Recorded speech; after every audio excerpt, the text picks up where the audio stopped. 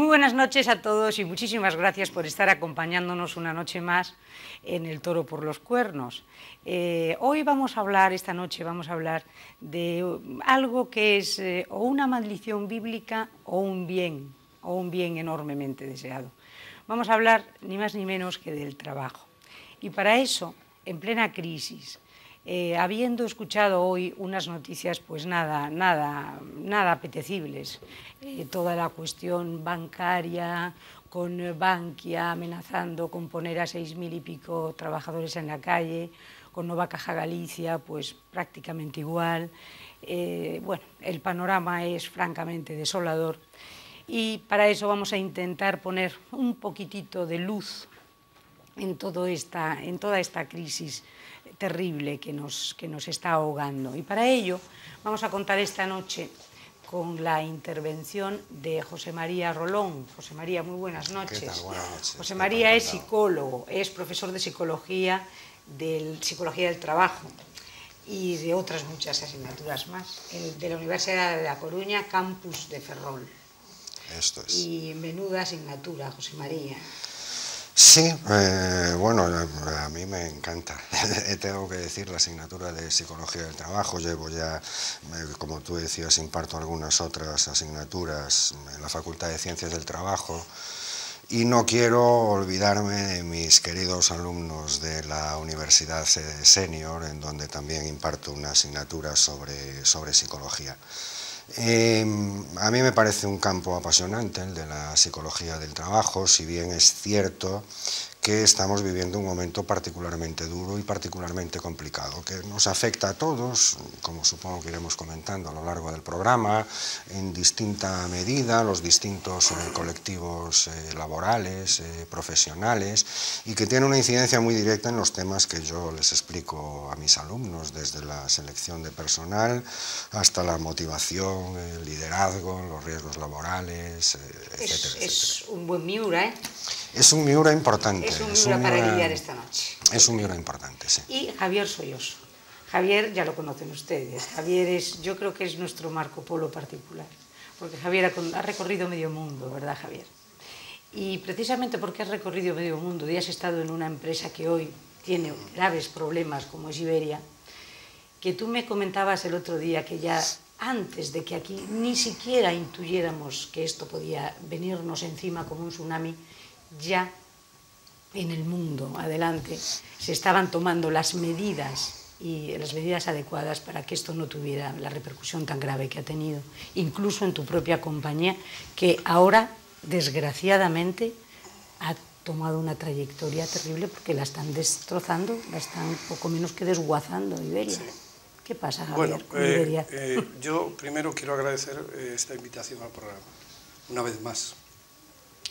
Después quiero agradecer a José María que me permita compartir con él el programa. Y claro, la verdad es que no sé qué decir, porque yo necesito que él hable más, porque tiene más conocimiento del tema que nos toca hoy.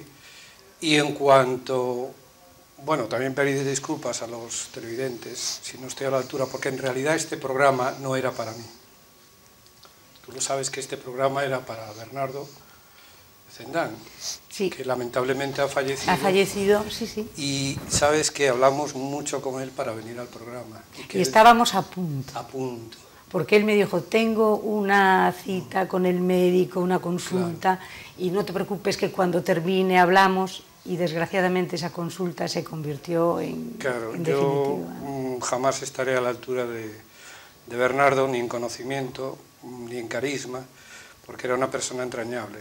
Era un gran sociólogo, sí, y tú decías que cuando él daba clase en Santiago, simplemente sí, con ver entrar a una persona en el aula, sabía si esa persona era o no era de Ferrol, sí, por cierto, la manera de andar. Sí, él nos contaba muchas anécdotas cuando paseábamos por Villalba, y claro, decía que a principio de curso pues veía a estudiantes y a lo mejor le decía, vostede son de Ferrol, ¿verdad? Y decía, ¿y usted cómo lo sabe? Cousas, os anos que eu levo xa nisto. O sea, era un hombre muy querido y era un hombre que o sea, no te dabas cuenta, pero no se le escapaba nada.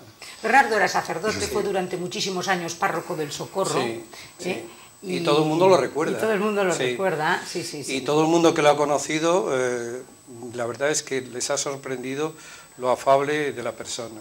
Por eso... Pues yo quería mandarle desde aquí un beso enorme, porque Sí. no dudo que nos estará escuchando. Sí, yo me gustaría dedicarle, bueno, con el permiso de José María, el programa... Creo que nos estáis dando Se lo cuenta, dedicamos. creo que nos estáis dando cuenta y yo estoy encantado de compartir este programa contigo.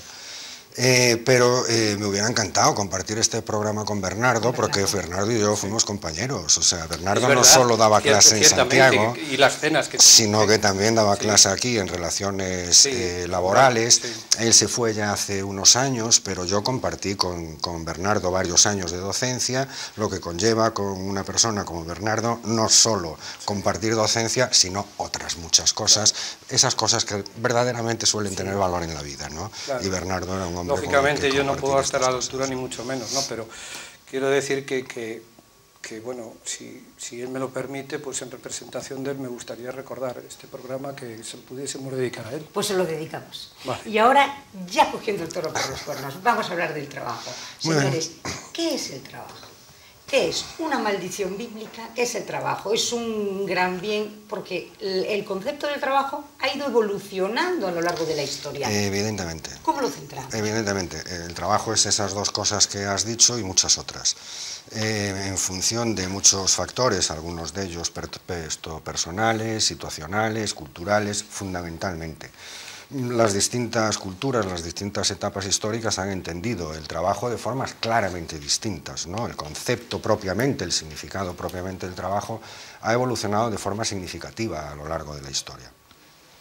Las culturas primitivas, prehistóricas, lo que podríamos considerar el trabajo de la época, ¿no? La caza, la recolección, el cultivo, etcétera, etcétera, eran actividades normales, actividades habituales, que sería un poco complicado diferenciar lo que era ocio de lo que era trabajo, aunque es evidente que estas actividades también de alguna forma había que organizarlas porque los grupos necesitaban subsistir y por tanto tenía que existir un mínimo de organización, pero bueno, es difícil en este momento distinguir el trabajo sino como una actividad natural, ¿no? Ya las culturas griegas y romanas, con ciertas diferencias entre unas y otras, pero mantienen un esquema básico en el cual, por un lado, están los esclavos y los artesanos libres, pero que son los que tienen que trabajar como medio de subsistencia y además la práctica totalidad del día, o la totalidad del día en el caso de los esclavos y la gran mayoría de las horas en el caso de los artesanos libres, lo ocupa en el trabajo, ¿no? Y por otro lado están los ciudadanos libres que no trabajan sino que piensan y que además hablan peyorativamente y consideran y tienen una consideración claramente peyorativa hacia el mundo del trabajo, ¿no? Luego, la tradición judeo-cristiana, perdón, en que estaría pensando. Estabas con lo de la conspiración. En que estaría pensando. En las conspiraciones de la crisis. estaría pensando. Se ha adelantado. ¿Verdad? En la tradición judeo-cristiana hay una ambivalencia curiosa, ¿no? Porque por un lado el trabajo es consecuencia del castigo divino.